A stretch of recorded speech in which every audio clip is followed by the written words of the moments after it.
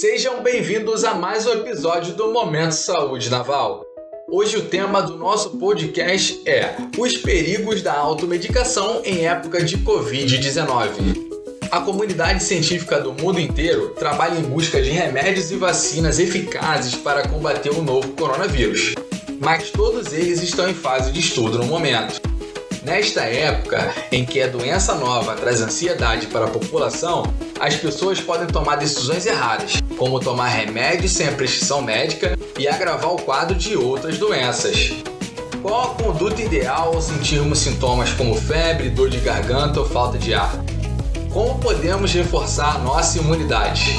Para responder essas e outras perguntas, convidamos o capitão de Mar e Guerra de Lourenço, médico infectologista do Hospital Naval Marcílio Dias, que participa de mais um episódio dedicado ao Covid-19 aqui do nosso podcast.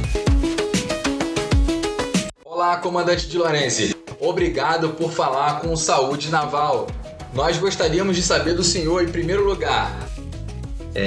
O Covid-19, o novo coronavírus, é uma doença nova, né? Então, uma doença faz com que as pessoas tenham ansiedade para que tenha logo um remédio para combater o vírus imediatamente. Essa conduta, no entanto, pode complicar o quadro de outras doenças. Qual o perigo da automedicação nesta época de Covid-19? Mais uma vez, obrigado por essa oportunidade de estar falando com os membros da família Naval. Pergunta excelente, né? Em termos de epidemia, de pandemia, a ansiedade é generalizada, né? Incluindo os próprios profissionais de saúde e a população em geral. E há, então, uma ânsia muito grande em relação a uma solução para isso, né? Seja através de uma vacina ou através de um medicamento. É bom deixar claro que a doença ela é benigna, só para lembrar, né? Em 85% das vezes as pessoas vão ter sintomas muito leves.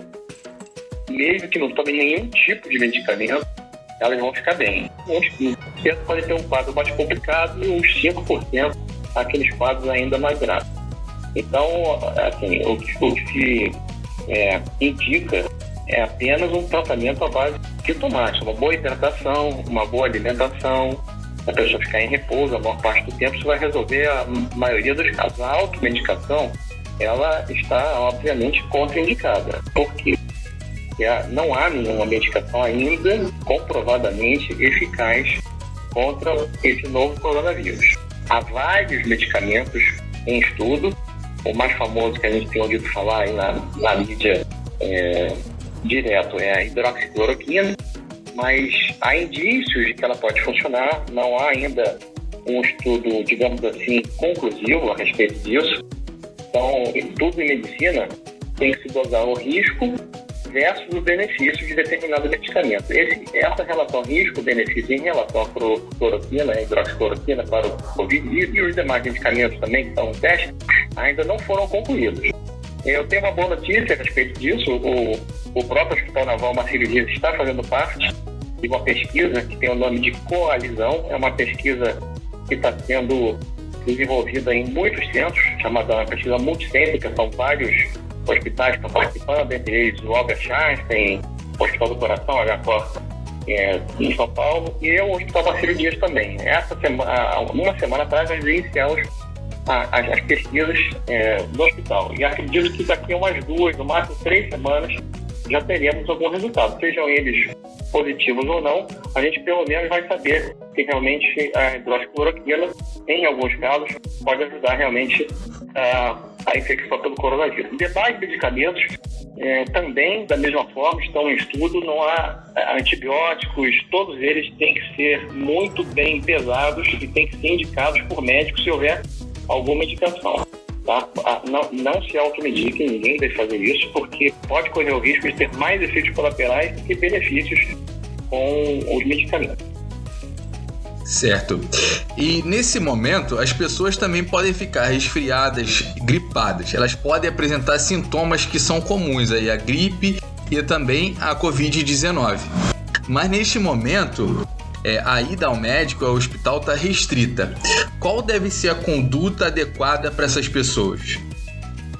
Isso é uma questão interessante, porque se recomenda realmente que as pessoas com sintomas leves elas não procurem imediatamente o sistema de saúde que está sobrecarregado para que ela própria não se coloque em risco, né? Já que os sistemas públicos, os sistemas de saúde estão concentrando grande parte das pessoas portadoras do coronavírus. Mas isso também tem um limite, né? A pessoa, às vezes, pode ter dificuldade de identificar em si próprio ou em algum familiar o que seria um sintoma de gravidade. Então, as pessoas também que estão em dúvida ou que tenham algum receio, elas podem, sim, procurar as unidades de saúde, que elas devem se deslocar sempre usando uma máscara artesanal, que ela pode fazer em casa. Isso depois a gente pode falar com um pouco mais de detalhe, mas pode protegê-la e proteger outras pessoas também. E usar sempre um álcool gel no bolso, no transporte, ao chegar à unidade hospitalar, e fazer uma consulta. Então, se ela tiver algum sintoma muito leve, uma pequena tosse, tem falta de ar, com febre de 7,5, realmente não há necessidade de imediatamente procurar o sistema todo. Mas, se ela tiver em dúvida, ou se ela tiver com outros sintomas, que ela não sabe se aquilo é coronavírus ou não, isso é comum, né? As pessoas não têm, às vezes, como fazer um autodiagnóstico, a parte não tem como fazer isso, fica na dúvida, procure sim o auxílio médico e para tentar esclarecer o que está acontecendo naquela situação específica. Uma outra questão também é que a automedicação ela pode também gerar risco para as pessoas. Afinal, o Brasil está passando por algumas epidemias, né? Que é o caso da dengue, da influenza e do próprio Covid. Como a automedicação pode prejudicar essas pessoas? Pois é o que a gente já havia, de certa forma, comentado, né? O Brasil, ele é um país tropical, né? E é afetado por diversas doenças endêmicas e algumas epidêmicas, né? E no caso que a gente está falando do coronavírus, é uma pandemia, está afetando todo o planeta.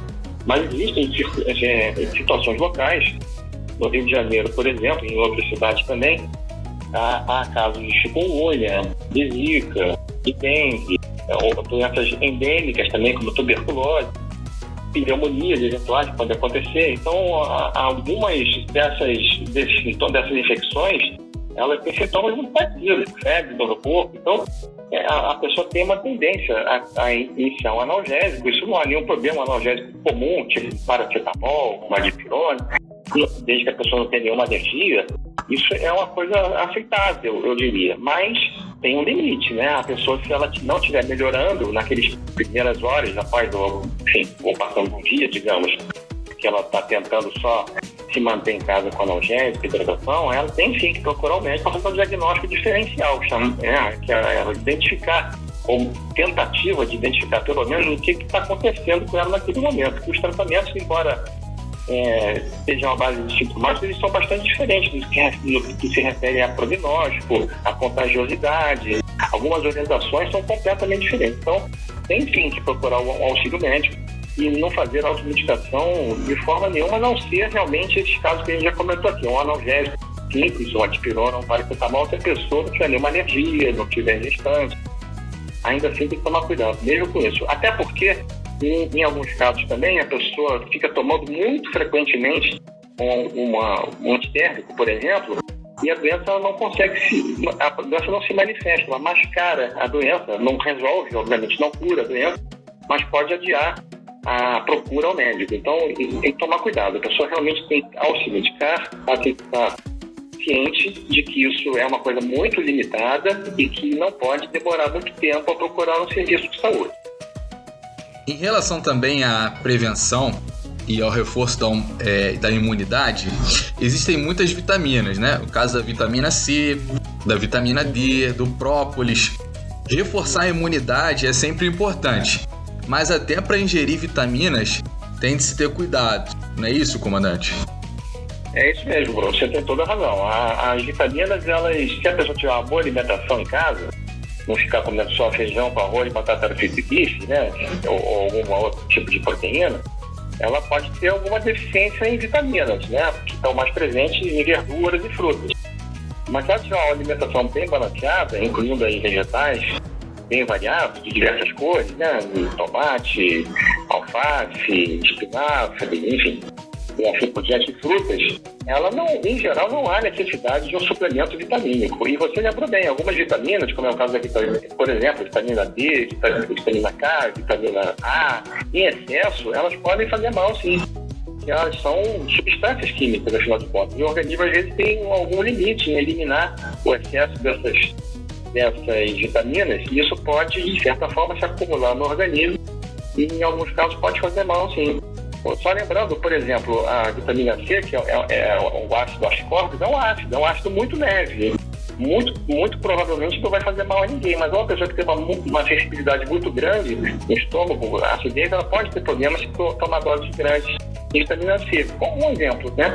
Mas é muito bem lembrado, isso não deve ser feito não. Produtos naturais como o própolis, eles não têm, na sua grande maioria, nenhuma comprovação científica de que funcionam.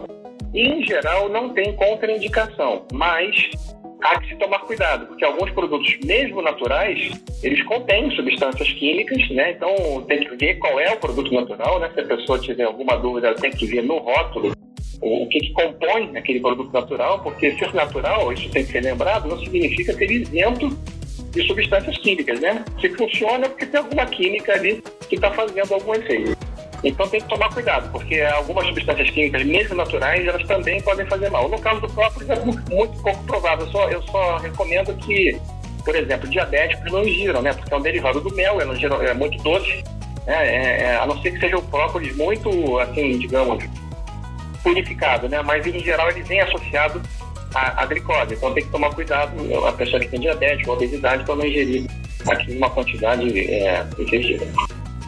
O exercício físico também é um aliado da nossa imunidade, mas neste momento o exercício físico está restrito também, as pessoas estão restritas para irem às ruas e até fazer exercícios físicos em academias. E quais são as recomendações então para as pessoas que querem fazer atividade física neste momento? Isso é uma coisa que a gente tem que observar. Primeiro, o que está acontecendo em cada cidade, né? Algumas cidades têm mais restrições do que outras. Pessoalmente, eu não estou falando pela comunidade científica, é uma opinião pessoal minha, acho que restringir atividades físicas ao ar livre é um exagero. As pessoas poderiam fazer atividades físicas ao ar livre desde que mantenham a distância mínima de 2 ou 3 metros para as outras pessoas e que utilizem, ao entrar no elevador e sair do elevador, o álcool gel antes e depois nas mãos, né, ao tocar nos botões, e, se possível, uma máscara artesanal para proteger, a respiração e a face em geral, o nariz e a boca, principalmente, né? E elas poderiam, de certa forma, fazer. O ar livre, em geral, em cidade que venta muito, na orla da praia, não teria grandes problemas, não. Mas, enfim, existem recomendações de algumas cidades que proíbem isso. Então, tem que ver o que está falando a legislação de cada cidade. Quanto se isso não for possível, né, e isso talvez não seja grande parte do território nacional, aí tem que verificar a legislação local e do momento, a pessoa pode fazer atividade física dentro de casa, né? Algumas coisas não exigem nenhum espaço muito grande, muito pelo contrário. Por exemplo, né, a pessoa pode fazer uma yoga, alguns falam assim, não pode parecer uma coisa assim digamos, de elite, mas não é. Você coloca um vídeo do YouTube e observa isso, consegue inclusive treinar. E ao contrário do que se imagina, é um exercício forte. Outras coisas mais simples ainda, a pessoa pode fazer uma flexão, uma abdominal, polichinelo, pique no lugar, ou uma bicicleta ergométrica, se tiver, que não existe também grande espaço. Obviamente, observando as situações médicas e físicas de cada um, né? Se é uma pessoa muito obesa, se é uma pessoa que tem problema de coluna. Mas tem sim, como você gastar energia dentro de casa fisicamente. Não pode ficar o dia inteiro no sofá, vendo televisão ou no celular, no WhatsApp, que aí realmente a tendência de obesidade e de sedentarismo faz mal até para a saúde mental das pessoas, né? Tem que ter criatividade, né? Essa pandemia, na verdade, além de tudo, né, ela está sendo um grande exercício de criatividade para todos nós. E isso aí é parte disso. A pessoa tem que inventar uma forma de gastar atividade física dentro de casa. Não é difícil, mas tem que ter uma certa autodisciplina para isso, sim. Reservar ali alguns minutos do dia para a sua atividade física. O senhor gostaria de deixar um recado final para a família Naval relacionado ao Covid? Gostaria. Primeiro que a gente estamos num momento em que é possível, em diversos locais do mundo, não só no Brasil, em que algumas atividades comerciais e de trabalho recomecem a funcionar. Então, nesse momento, as coisas têm que ser com cuidado, têm que ser com calma. O distanciamento social ainda está indicado, as pessoas devem evitar aglomerações, né? Não significa ficar obrigatoriamente em isolamento dentro de casa, mas a pessoa, ao andar na rua, ela tem que sempre manter uma distância das outras pessoas, evitar aglomerações nos transportes. Se isso for inevitável, as pessoas podem e devem utilizar uma máscara artesanal. Isso não é qualquer forma de fazer. A máscara artesanal é uma máscara que protege o nariz e a boca e que não precisa ser uma máscara cirúrgica, nem uma máscara N95, porque essas são reservadas para os profissionais de saúde. Mas a pessoa pode fazer em casa com muita facilidade. Isso tem no site da Anvisa, tem alguns vídeos de YouTube das universidades ensinando como é que se faz.